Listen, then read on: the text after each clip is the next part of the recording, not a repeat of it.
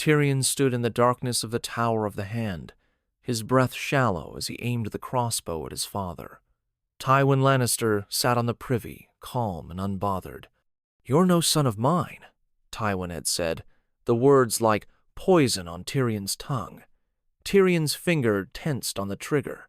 He could feel the anger, the years of humiliation, the betrayal of Shae burning inside him.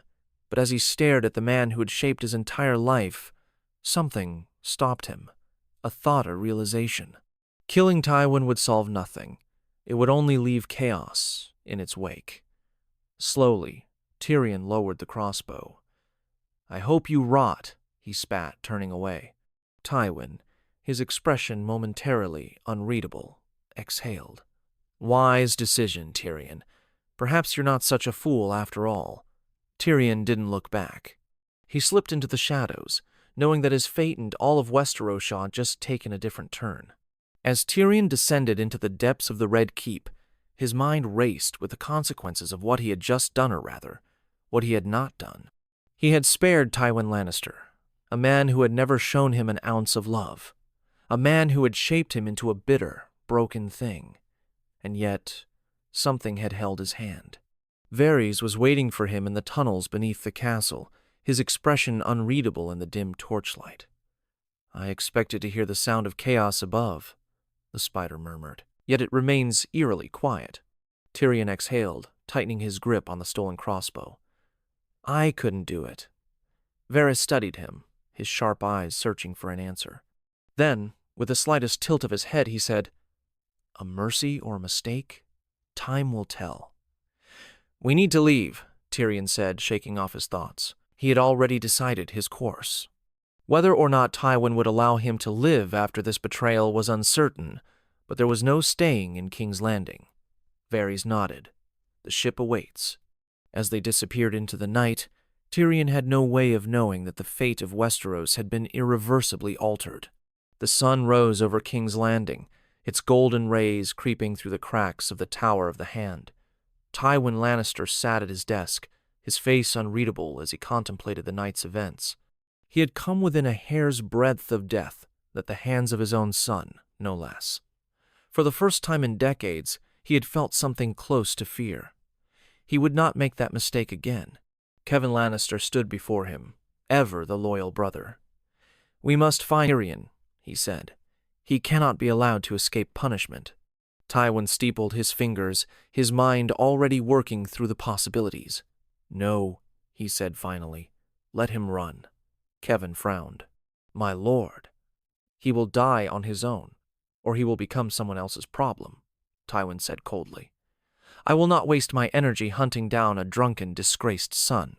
Kevan hesitated, then inclined his head. "And what of the queen?" "Ah, yes, Cersei. She had always been difficult to control, but now, with Joffrey dead and Tommen sitting the throne, she was becoming reckless." "I will deal with her," Tywin said.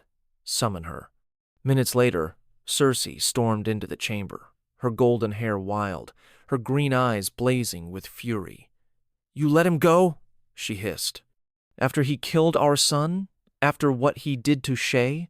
Tywin regarded her with the cool detachment of a man who had no patience for hysteria. "Sit down, Cersei." She glared at him, but obeyed, barely. "Tyrion is no longer our concern," Tywin said. "You, on the other hand, require guidance." "I don't need guidance," she snapped. "I need vengeance." Tywin leaned forward. "You need to think beyond your own rage. The realm is fragile. Our enemies are watching. If you continue this reckless behavior, you will destroy everything our family has built." Cersei clenched her fists. "You still think you can control me?" "I do control you," Tywin said smoothly. "And you will obey me, or you will be removed from power." For the first time in her life, Cersei hesitated. There was something in her father's gaze, something colder than usual. She knew better than to test him, so she swallowed her rage and nodded. Tywin leaned back in his chair, satisfied. His brush with death had only reinforced what he already knew. Weakness led to ruin. The Lannisters would remain strong, but only under his command. There would be no room for defiance. Far to the east, aboard a ship bound for parts unknown, Tyrion Lannister drank deeply from a wineskin, his mind still turning over the events of the night. Tywin was alive. For better or worse, the game was far from over. Tyrion sat on the deck of the ship, staring out at the vast expanse of black water stretching endlessly before him. The waves rocked the vessel gently, but his mind was anything but calm. He had spared Tywin, but at what cost? Would his father hunt him down, or had he truly dismissed him as an inconvenience? Varys sat beside him, hands folded in his sleeves. "You should drink less," the eunuch advised. Tyrion scoffed. "You should talk less." He took another long swig. "Where are we going again?" "Pentos, for now. You will be safe there." Tyrion laughed bitterly. "I doubt that. Safety is an illusion, my dear Spider. Especially for a Lannister without a home." Varys studied him carefully. "I do wonder, Tyrion, why didn't you kill him?" Tyrion exhaled. "Maybe I didn't want to become the monster he always said I was. Or maybe you knew that with Tywin dead, chaos would devour Westeros." Tyrion frowned. That thought had certainly crossed his mind. As much as he hated Tywin, he couldn't deny that his father was the only thing holding the Seven Kingdoms together. Without him, Cersei would have ruled unchecked, and that was a far more dangerous prospect. Varys smiled faintly. "Whether you meant to or not, you may have just saved the realm." Tyrion snorted. "I sincerely doubt that." But deep down, a small part of him wondered if Varys was right. Back in King's Landing, Tywin wasted no time reasserting control. His first move was to ensure that Tommen's reign remained unchallenged. He arranged a formal ceremony solidifying Margaery Tyrell's betrothal to the boy king, securing the crucial alliance with House Tyrell. With the Reach's wealth and military backing, the Lannisters remained the most powerful force in Westeros. His second move was to curb Cersei's influence. He stripped her of any direct political power, ensuring that every decision made by the crown passed through him first. Furious but powerless, Cersei had no choice but to comply, at least for now. His third move was to deal with Jaime. Jaime stood before him in the Tower of the Hand, his golden hand resting awkwardly at his side. His face was unreadable, but there was tension between them. "I know what you're going to say," Jaime said. Tywin arched a brow. "Do you?" Jaime exhaled. "You want me to leave the Kingsguard, marry, continue the Lannister line?" Tywin nodded. "You are my heir now, whether you like it or not." Jaime's jaw tightened. "I swore an oath." Tywin's expression hardened. "And oaths can be broken. You will do your duty." Jaime held his father's gaze for a long moment. Then, finally, he spoke. Tywin blinked. It was not often he was surprised. "You would defy me?" Jaime clenched his fists. "I am not your pawn. I will not be your puppet." For a moment, neither spoke. Then Tywin slowly leaned back in his chair. "Very well," he said at last. "But know this, Jaime. If you refuse to do your duty, I will find another way to secure our family's legacy. And you will not like my methods." Jaime turned on his heel and left without another word. Tywin watched him go, his mind already calculating his next move. His grip on power remained firm, but he knew better than anyone that strength alone would not keep the realm intact. He would need to outmaneuver his enemies before they could outmaneuver him. Beyond the walls of King's Landing, Westeros was shifting. In the north, Roose Bolton cemented his rule, but the bannermen whispered of a Stark heir who still lived. In the Vale, Littlefinger played his games, waiting for the perfect moment to strike. And across the narrow sea, Daenerys Targaryen built her army, unaware that the great Lion of the West still stood. Tywin Lannister had survived the night, but would Westeros survive him?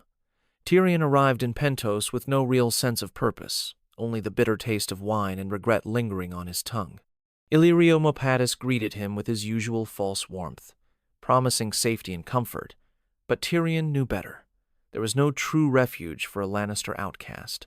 He spent his days drinking and brooding, his mind often drifting back to King's Landing. Tywin was alive. Cersei still held influence. Jaime remained bound by his own twisted loyalties. Had he truly escaped, or had he only prolonged his inevitable doom? One evening, as the sun bled into the sea, Varys sat beside him on the terrace of Illyrio's lavish estate. "You cannot drink your way to peace," the eunuch remarked. Tyrion chuckled. "I can certainly try." Varys watched him for a moment before leaning forward. "You must decide what you will do next, my friend. You spared your father, but that does not mean he will spare you." Tyrion drained his cup. "I'm well aware. And yet you sit here, waiting for what? Death? Redemption?" Tyrion exhaled. "I don't know, Varys. What would you have me do?" The spider smiled. "I would have you change the world," Tyrion snorted. "A drunk, disgraced dwarf? Hardly the hero Westeros needs." Varys steepled his fingers. "Perhaps not. But the realm does need something or someone to counterbalance the power Tywin still holds. The question is, do you wish to be that man?" Tyrion said nothing, because deep down he knew the answer.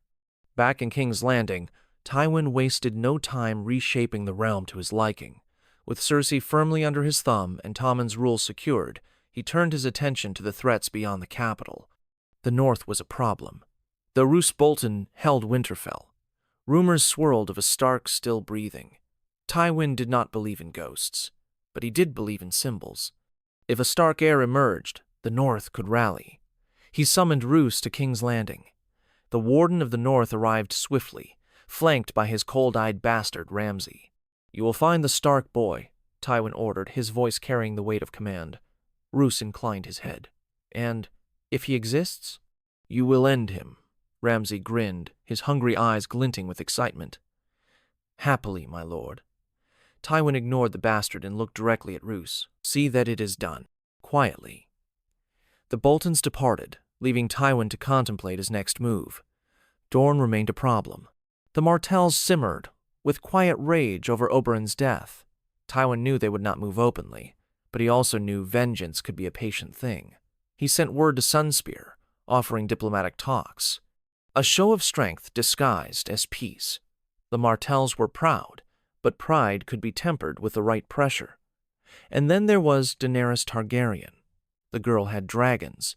She had an army. And though she was far away, Tywin knew better than to dismiss her. He ordered spies to track her every move.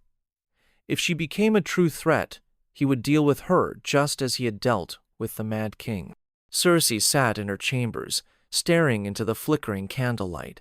Her father had stripped her of authority, but he had not stripped her of her mind. She would not remain caged forever. She poured herself a goblet of wine, sipping slowly. Tywin believed he controlled her, but he had underestimated one thing: her hatred. She would never forgive him for allowing Tyrion to live, and she would never forget that Tywin Lannister was not invincible. A thought formed in her minda, dangerous, intoxicating thought. If Tywin were to fall, who would take his place? Tommen was still a boy, easy to manipulate. Jaime would never rule. Kevan was loyal but weak. That left only one true heir to the Lannister legacy: herself. A slow smile curved her lips. Her father had ruled for too long. Perhaps it was time for the lioness to strike. Far away in Pentos, Tyrion stared into his goblet, Varys' words still echoing in his mind. The world was changing, and for better or worse, he would not stand aside. Tyrion had never been one for destiny. He believed in wine, wit, and well-placed bribes, things that shaped the world far more than fate. And yet, as he sat across from Illyrio Mopatis in a lavish hall filled with too much silk and too little substance, he felt something shifting. "You wish to drink yourself into oblivion," Illyrio mused, swirling his own goblet. "But I wonder if you have considered a better use of your talents," Tyrion exhaled. "If you're about to say, rule the world, I assure you, I am in no state to do so," Illyrio chuckled. "No, no, my dear boy. But you could advise someone who will." Tyrion arched a brow. "Let me guess. A certain silver-haired girl with dragons." Illyrio smiled knowingly. "She is more than a girl now, my friend. She is a queen." Tyrion leaned back. And she is half a world away. Varys, who had remained silent until now, finally spoke. Not forever. She is coming, Tyrion. Sooner or later, Daenerys Targaryen will cross the narrow sea. And when she does, she will need men who understand Westeros. Men who know how to win wars with their minds. Tyrion smirked. And you think that man is me? Varys nodded. I think you may be the only one who can match Tywin Lannister, should the need arise. Tyrion stiffened slightly at the mention of his father. He had spent weeks trying not to think of him, but the truth was unavoidable. Tywin was alive, and as long as he drew breath, he would control the Seven Kingdoms. And yet, for the first time since he had fled, a thought occurred to Tyrion. Maybe he had not simply escaped. Maybe he had been given a chance to strike back. He reached for the wine, then hesitated. A rare moment of clarity filled him. Perhaps it was time he started thinking clearly.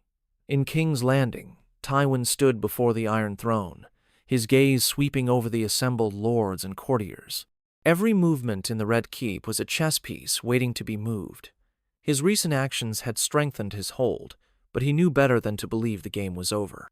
The Boltons hunted the last Stark, but rumors still festered in the north.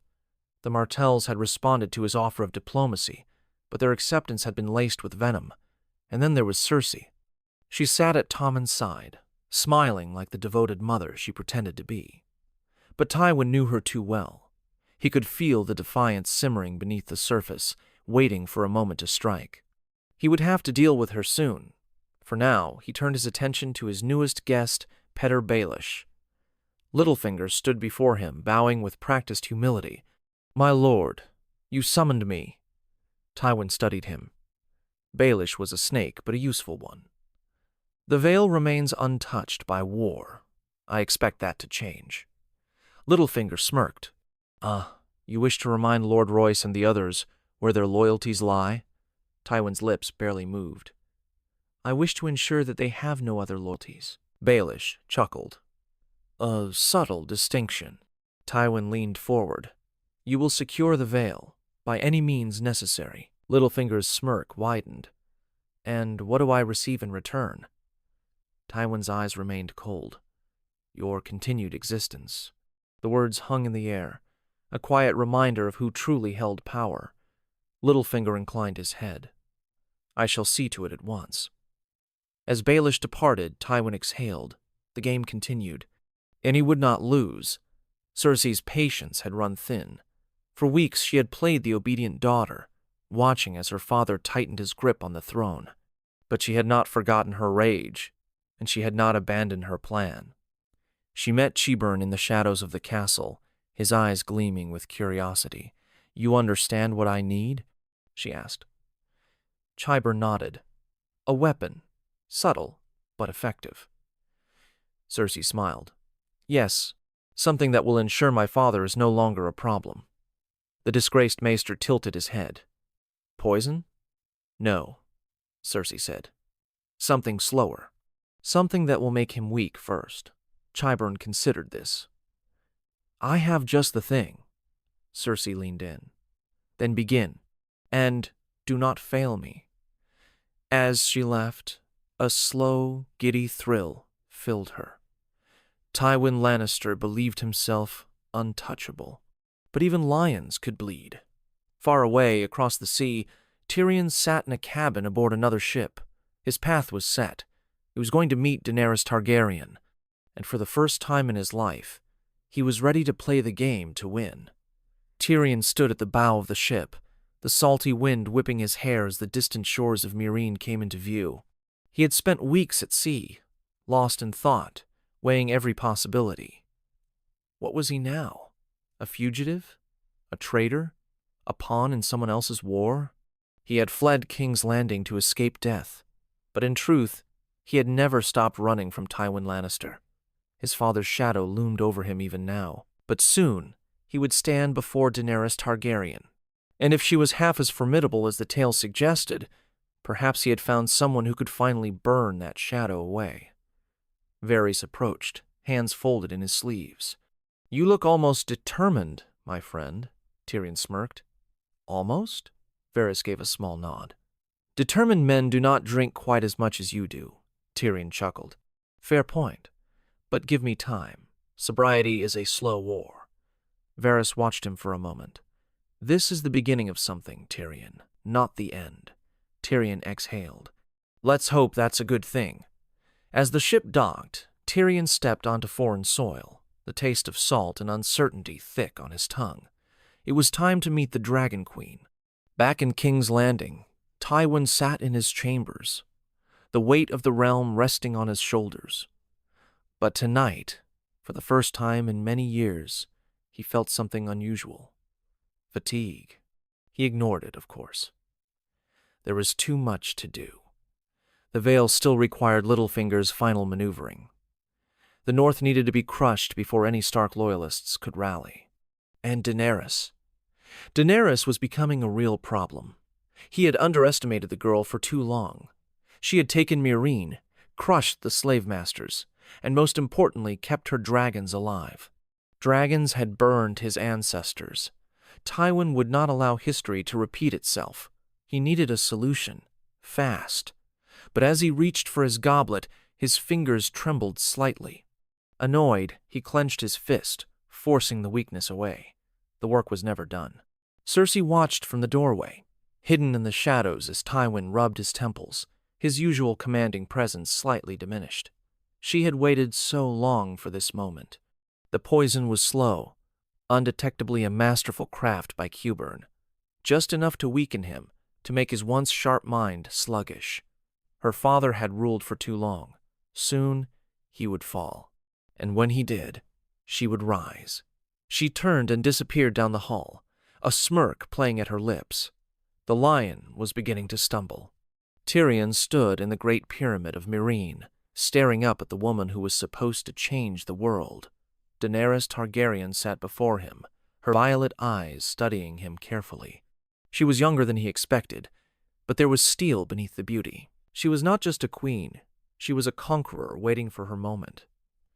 So, she said, you are the infamous Tyrion Lannister. He gave a mock bow. At your service, your grace, or at least at your mercy. She did not smile. And why should I trust a Lannister? Tyrion sighed. You shouldn't. But then again, you shouldn't trust most people in Westeros. She leaned forward. Why are you here? Tyrion met her gaze. Because my father is still alive. And as long as he lives, you will never take the Iron Throne. Daenerys studied him for a long moment. Then, slowly, she smiled. Then tell me how to destroy him. And Tyrion, for the first time in his life, felt like he had finally chosen the right side. Tyrion took a slow sip of wine, savoring the taste before answering Daenerys. How do you destroy Tywin Lannister? He mused, swirling the goblet in his hands. You don't. Not in a straightforward war. Not with swords or fire. He glanced at her dragons, lounging lazily in the distant shadows of the throne room. Not even with them. Daenerys arched a delicate brow. And why not?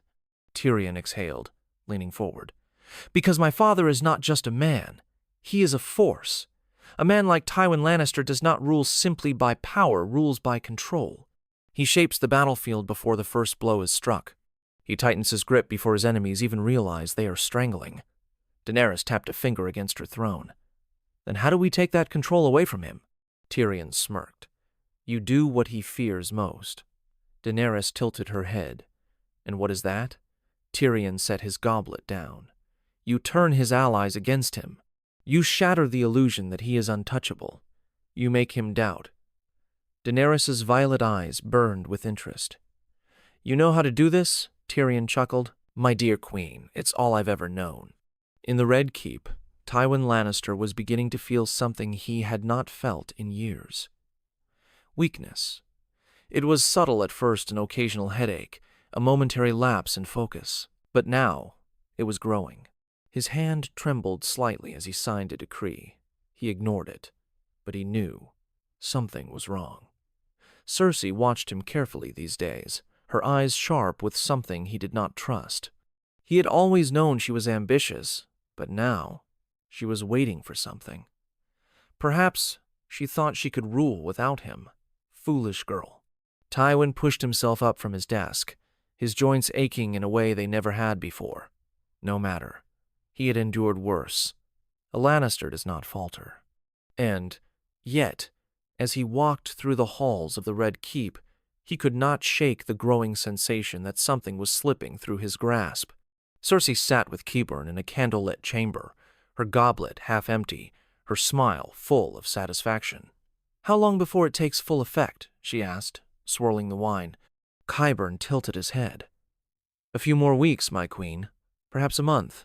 He will grow slower, weaker, and in time he will not be able to rule at all." Cersei smirked. "Good. When that moment comes, I want the council to see it. I want them to know that Tywin Lannister is not the man he once was." Qyburn inclined his head. "And then," Cersei's fingers tightened around her goblet, "and then I will rule." For years, she had lived under Tywin's thumb, forced to play the obedient daughter, the pawn in his grand game. No more. The great Lion of the West was dying, and the lioness would take his place. Across the sea, Tyrion sat by candlelight, penning a letter with careful precision. "My dearest sister," he wrote, smirking as he imagined Cersei's reaction to such an address. "You may have believed you won when I fled. You may have thought yourself rid of me, but I have always known you better than you think. And I know that you hate our father just as much as I do. He is weakening, isn't he? I wonder why. Perhaps he is finally feeling the weight of all his sins. Or perhaps something else is at play.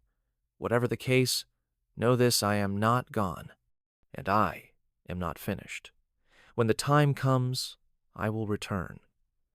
And I wonder, dear sister, which of us will be standing beside the throne when that day comes. Give my love to dear Tommen, while you still can. Your loving brother, Tyrion." He sealed the letter and handed it to Varys. The spider smiled. "She will burn with rage when she reads this." Tyrion leaned back, sipping his wine. "Good. Let her burn." Far away, across the sea, the greatest game of all was beginning, and Tyrion Lannister was ready to play. Cersei sat in her chambers, her fingers tightening around the letter. The flickering candlelight cast long shadows across the room, but her rage burned brighter than any flame. Tyrion, he was mocking her. Even in exile, he played his little games, needling her from afar, daring to suggest that she and he were alike, that they both wanted Tywin dead. Her nails scraped against the parchment. He was right, of course, but that did not matter. She would not let him win. She turned to Qyburn, who stood silently in the corner, waiting. "The poison," she said. "Make sure it works faster." Qyburn bowed his head. "It is already taking effect, my queen. Your father grows weaker each day." Cersei smirked, her green eyes glinting with satisfaction. "Good.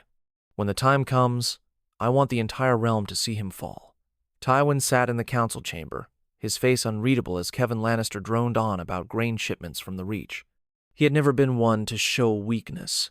Even now, as the pain in his joints worsened, as his vision blurred at the edges, he remained still, composed.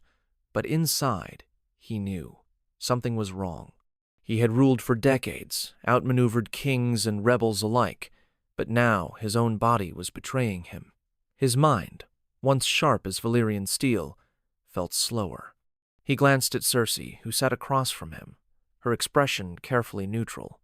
She was waiting. He could feel it. The council finished their reports, and Tywin rose, ignoring the stiffness in his legs. "Leave us," he ordered.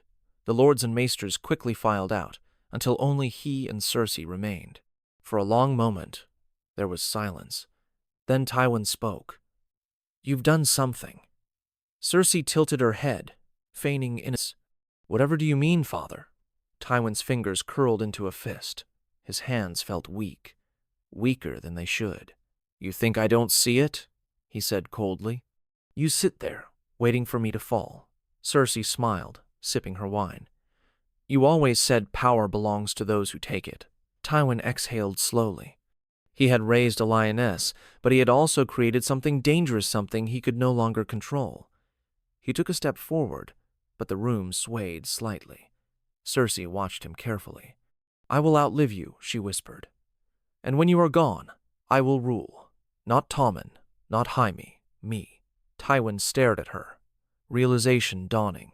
She had won. For the first time in his life, Tywin Lannister felt powerless. The news spread through the Red Keep like wildfire. Tywin Lannister, the great lord of Casterly Rock, the man who had crushed rebellions and shaped kings, was sick. The council whispered. The lords hesitated. And Cersei watched, waiting for the final blow. She had planned to drag this out, to let her father wither until he was too weak to rule. But the realm moved faster than expected. The Tyrells were watching. The Martells were stirring. Even in the north, whispers of a Stark boy had reached the capital. The time had come. That night, as Tywin lay in his chambers, weakened but still clinging to control, Cersei stood over him. "You are dying," she said softly. Tywin's gaze met hers, filled with something colder than rage. "You are a fool," he whispered. Cersei smirked. "And yet I am the fool who will take your place." She turned and left, her father's slow, shallow breaths fading behind her. By morning, the hand of the king was dead. And Queen Cersei Lannister had finally won. Tyrion sat in Daenerys' war room, a goblet in hand, a smile on his lips. The news had arrived that morning. Tywin Lannister was dead. He leaned back, exhaling slowly. He had once dreamed of killing his father himself, of watching the life drain from his cold, cruel eyes. But this was better. He turned to Daenerys. "The most powerful man in Westeros is gone. The realm will spiral into chaos." Daenerys met his gaze. "And chaos," she said slowly, "is where we take our first step." Tyrion grinned. For the first time in his life, he was not running. He was going home. Cersei stood in the halls of the Red Keep, the weight of power settling on her shoulders. She had won. Her father was dead. The throne was hers to control. But as she looked out over the city, something gnawed at her. Tywin had ruled with an iron fist, but he had kept the realm together. Without him, enemies would rise. The Tyrells, the Martells, the North. And beyond the sea, Daenerys Targaryen was coming. Cersei clenched her fists. The war was not over. It was only beginning. Far away, Tyrion Lannister stepped onto the deck of a ship bound for Westeros. He had left as a fugitive.